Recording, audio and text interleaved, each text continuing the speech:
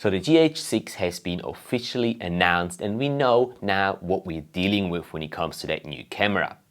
As someone who's been using first the GH5 and then the GH5S for the past sort of 4 years for all my major underwater filming projects, I want to use this opportunity to take a look at this new camera, the GH6, from an underwater videographer's perspective. Let's do this.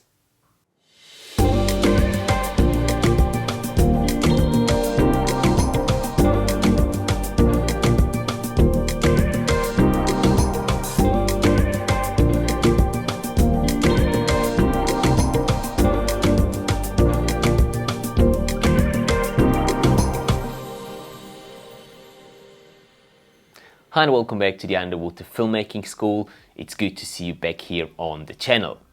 Now, as someone who's been using the GH5 and the GH5S for the last sort of 4+ years for basically all my underwater video work, I was naturally very curious to find out what the GH6 brings to the table and whether or not it is going to be beneficial or desirable for me personally to upgrade to this new camera. And this is what I want to discuss with you in today's video. Now, I'm not going to go into all the specifications and all the new features and everything that the GH6 brings with it, because there's so many videos already out there on the net talking about all of that. But I want to take it very specifically and look at the features that I personally think are going to make a difference to me as an underwater videographer compared to using the cameras that I already have and the setup that I already use today. Stick with me to the end of this video where I'll let you know whether or not I am actually going to be upgrading to the GH6 and why. One of the biggest benefits for me personally would probably be the integration of the internal recording of the ProRes codec straight onto the card inside the camera. On these two cameras here, I've always had to use a Ninja V monitor and recorder to be able to record in ProRes on basically the GH5S. The GH5 doesn't even offer that option. And I've always really loved using that option because the ProRes codec is just so much nicer to work with on basically any computer, and it just makes my life much easier in post-production, gives me more leeway when it comes to color correcting and grading the footage, and just keeps my workflow much faster when in the editing process. So being able to actually record directly onto the card inside the camera without having to use a external monitor and recorder to do that, I think that's going to be a big benefit. Now, I know I've talked about using or the benefits of an external monitor in previous videos. I'll link them up here for you. And I still stand to what I said in that video back then. An external monitor is definitely going to be useful in most scenarios, but there also is situations where it's just nicer not to have that extra bulk on your underwater video kit, but rather be able to record in the highest possible quality right inside the camera. Now, from what I've seen, you can record in ProRes in 5.7K up to 30 frames per second, and that's a little unfortunate. I would have really loved to see that going all the way up to 60 frames per second, but that's what it is for now. Maybe they'll change it in a future firmware update. When we talk about 5.7K, that's obviously going to be another one of the big benefits for switching to the GH6.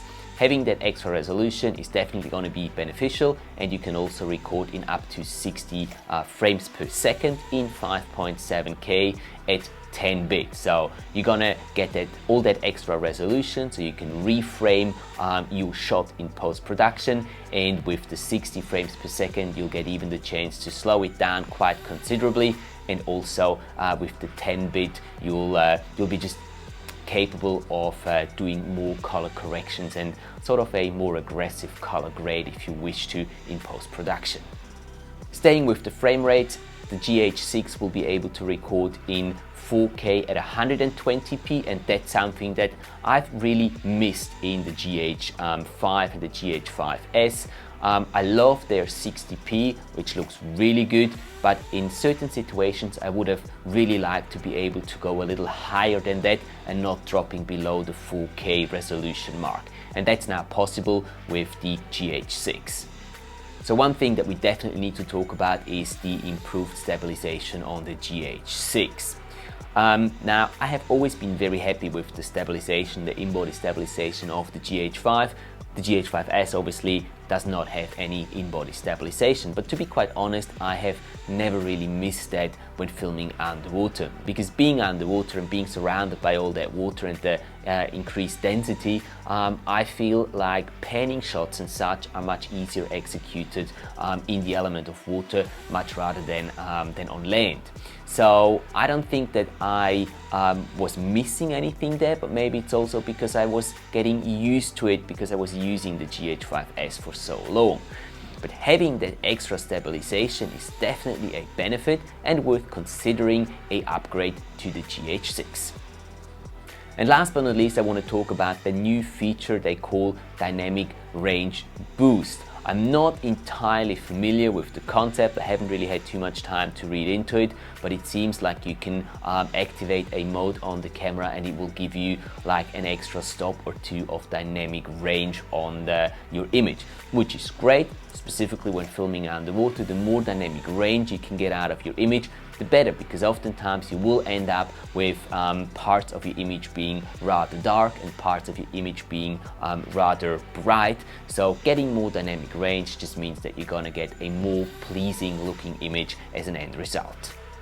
I also think that the price that they've set for the GH6 is quite attractive. At $2,200 US for the body only, this is very competitive.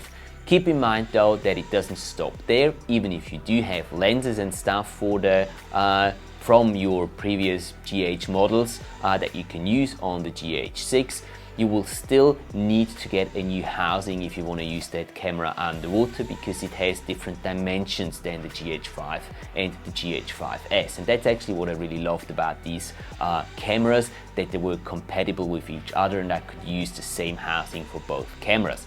This is not going to be possible here, and it seems like the body is actually a bit bigger than what these cameras, these bodies are, and therefore I don't think it's going to be possible to just get a upgrade kit for your existing underwater camera housing and keep using that with the GH6.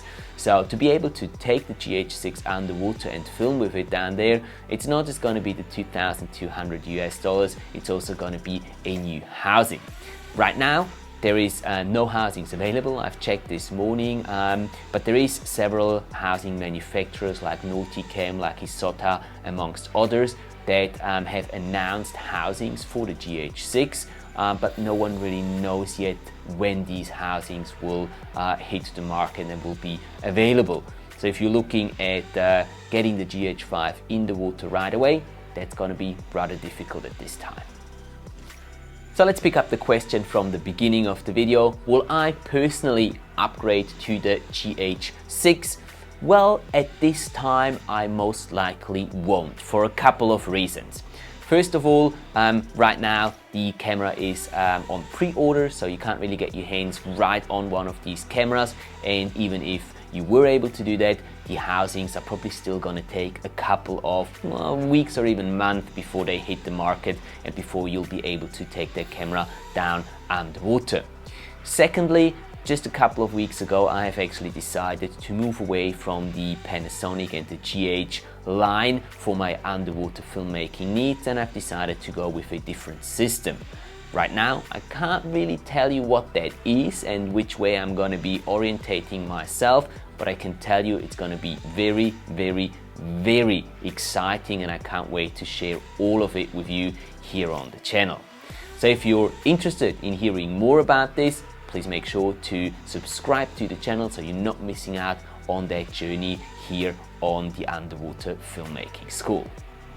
If you've enjoyed today's video, make sure to hit that like button, and if there's any other questions regarding the GH6 and my thoughts about it, put them down in the comment section below. Also, I would like to know whether or not you are planning on upgrading to the GH6 for your underwater filmmaking needs and what you think about that camera. Is it really a big step up from the current GH5, GH5S, GH5 Mark II camera systems?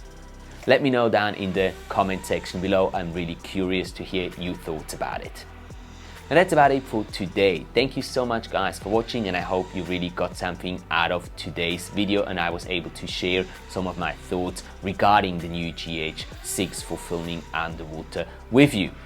Before we bring this video to an end, let me just mention one last thing. There is still a last few spots left for our underwater videography workshop, which will be held on Bonaire Island starting on April the 30th.